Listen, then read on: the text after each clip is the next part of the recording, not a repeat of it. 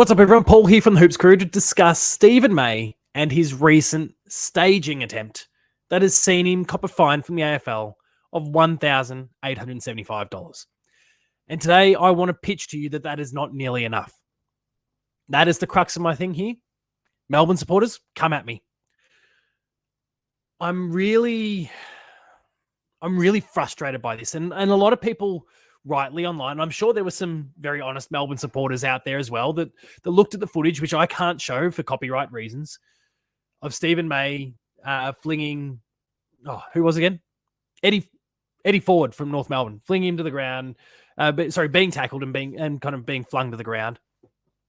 And in doing so, exaggerated the whole act, and it drew the ire of everyone watching, and deservedly so. It was a pathetic attempt at trying to extract a free kick, or I don't know what he was trying to achieve. And I suspect even in the moment, Stephen May was like, "Oh, why did I do that?" I'm not trying to suggest anything about the bloke. In fact, he's one of the toughest players out there in terms of his on-field performance. He is uncompromising. He's incredibly skilled. He's a great leader. Does some stupid things off-field from time to time, but he's a wonderful, wonderful footballer. And it's why this really doesn't add up to me in the first place that he would even behave this way. It's just not. It's not what leaders do. It's not what good, honest footballers do. And I'm sure he recognizes that in himself, and is probably feels like he needs to apologize to his teammates, to the community. It's not the example that you want to set, especially in this day and age. And I've done a few videos around this over the course of the year so far, mostly enough for the week recipients, to be honest. I've done a few videos about this whole head-high contact thing and the concussions. And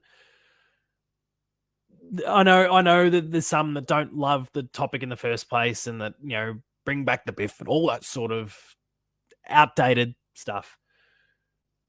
But, and I say outdated, not to say that you are outdated, but like the approach to the game, it's done. Whether you like it or not, it's done. But Stephen May tried to draw a free kick, I would assume, and has copped a $1,875 penalty. And my argument is that's not nearly enough. $1,875 in a day and age where AFL players earn hundreds of thousands. In the case of Stephen May, he's probably earning, well, he's certainly north of 500. He will be closer to $1 million than he is $500,000. I'm fairly confident of that, especially with the recent CBA and that jacking all the players' prices up even further. Stephen May would be earning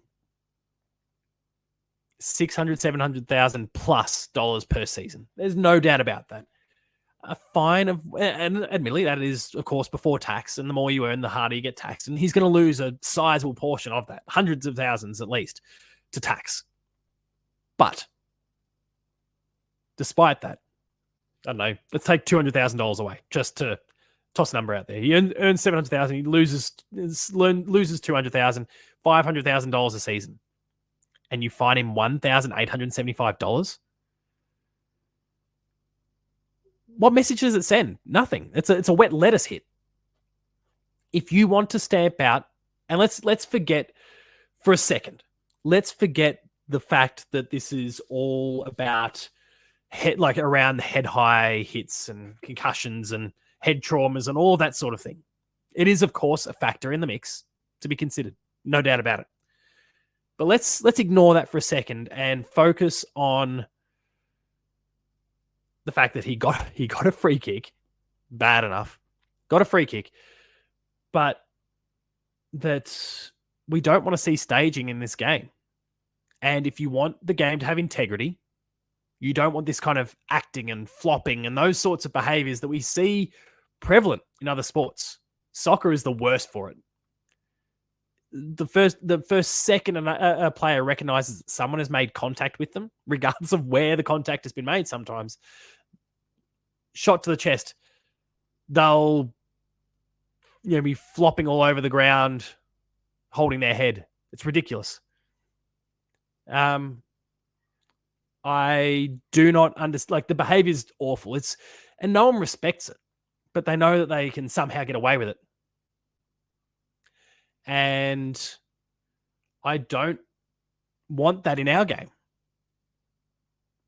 It's an ugly look. The players don't earn any respect for doing it. And so I want to see it de-incentivized. 10,000 should be a starting point for this. Maybe there's like some grading on a scale here where if you're a player that earns, and this is, then does mean that a degree of contract stuff needs to be out in the ether, but maybe like if you're a player that earns less than a certain threshold, it scales proportionate to that. Or maybe not even proportionate, but like if you earn less than $400,000 a season, the fine is half of what it is for someone who earns more than $400,000 a season. I don't know. I'm spitballing. Maybe it works like a tax bracket. Proportionate there, right through. But $1,875, that's not it. That doesn't tell Stephen May not to do it again. That doesn't tell another player to not do it again. Because if you're in a critical juncture of a game and you think that by flinging your head back when you're dumped to the ground is going to earn you a free kick, and it's the final stages of that match, you're this close to winning the game. Umpire sees that. Umpire blows whistle. Umpire believes your act. And you get the free kick and you kick a goal, or you prevent the opposition from kicking one. And that proves to be the difference in the game. Ooh.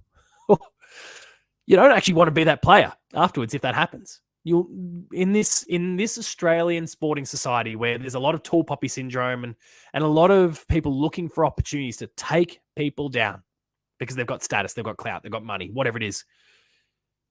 You don't want to be the bloke who flopped his head, got a free kick, and had a significant impact on the game. But when you're only going to get fined less than $2,000 for it, and you think it might win your game, hell, imagine if it's a final. And you fling your head back and you just cop a $2,000 fine, but you've taken your team to a grand final, to a prelim, whatever it is. Every day of the week, you're going to sit back and say, yeah, that was worth it. I'll let my integrity take a little knock here to get me through, get our team to the next stage and give us an even greater shot at winning a premiership. Any day of the week, any player in the competition is going to say that it's worth it. I like to think that I am a man of integrity, but cast me in that situation and I go, $2,000 or the shot at winning a game. I'll take the shot at winning a game. It's not de-incentivizing the behavior. So ratchet that price up, make it something that really hurts, that the player's partner, if they have one, looks and goes, what are you doing? You've just cost us the ability to do whatever for the week, for the month. Like, you've made a dent. In the same way that a driving ticket, a speeding fine, a red light infraction, whatever it happens to be, that would, can, I should say, not would, but can do a lot of damage to to a family's ability to get by for a month because you've just copped a $300-$400 fine out of nowhere. It should have an equivalent sort of impact, I would say. Anyway, let me know in the comments what you think, whether I'm going a little bit off the handle, too heavy-handed with this, but I just think that this is not a significant enough consequence for Stephen May. I'm not saying he needs to cop weeks, but maybe he does. And let me know in the comments if you think that's the case as well. I'm not opposed to the idea of the suspension. I think a strong response to these sorts of things stomps out the behavior going forward. A child, when they get away with something, feels emboldened to do it again. I'm not saying Stephen May's a child, but anyone is the same. When you get away with something, you feel like, I could take that chance again. But when you get whacked hard, you think twice. And that's what the AFL is trying to do with head-high bumps, with slinging tackles, all those sort of things. This should be treated the same. Because especially when it comes to those head-high things, you're kind of taking the piss out of it a little bit when you stage. And the AFL won't like that as a look. But apparently with an $1,875 fine, you don't really care. You're not that opposed to it. So fix it up. Do something about it. Cats fans, that's where I'll wrap things up for this video. Subscribe if you like it. visit the channel. There's a whole range of awesome content there as well. Match reactions, post-game live, the Chaps Chat Cats, awesome stuff. Match previews, heaps of cool things you can find exclusive on the YouTube channel. Check out our Patreon where you can get early access to things. You can subscribe for 7 days, see if it's for you, and then consider sticking around later on. Awesome stuff to go check out. There's also the Scratching Post there, my daily video series where I talk about a topic, subject of the day, discuss that in depth for you to enjoy. Check that out as well. You can find me at Paul James Games on socials. Check out the Hoops Crew on socials. Thanks a lot for watching. Remain Geelong strong, and I'll see you later.